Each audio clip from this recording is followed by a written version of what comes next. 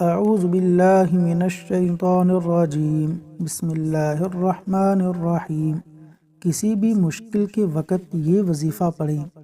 کسی بھی مشکل میں مبتلا شخص یہ دعا کرے تو اللہ تعالیٰ اس کی مشکل کو دور فرما دیتے ہیں، اور وہ دعا یہ ہے: اللہم لا سہل الا ما جعلتہ سہلا وَأَنْتَ تَجْعَلُ الْحَزْنَ إِذَا شِئْتَ سَهْلًا وَأَنْتَ تَجْعَلُ الْحَزْنَ إِذَا شِئْتَ سَهْلًا۔